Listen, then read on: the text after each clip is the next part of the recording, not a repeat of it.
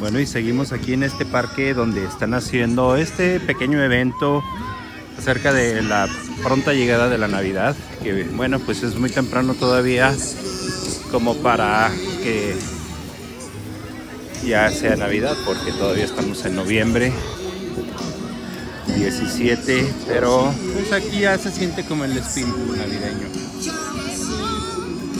Ya hace mucho frío, entonces ya nos estamos yendo. Por allá está Teresita y Javier, que fueron a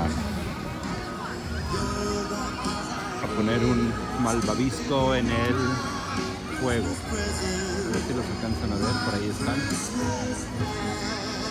Mientras que yo voy a ir subiendo a Maritere y su silla a la camioneta, porque ya hace mucho frío.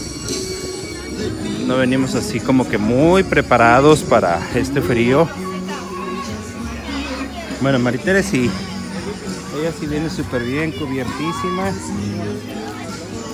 Pero al resto de la familia nos falta como que una chamarra más abrigadora.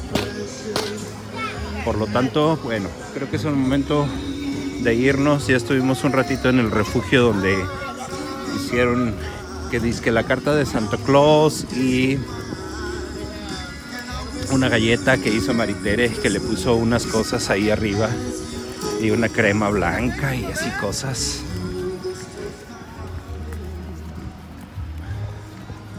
Entonces, bueno, ya nos vamos.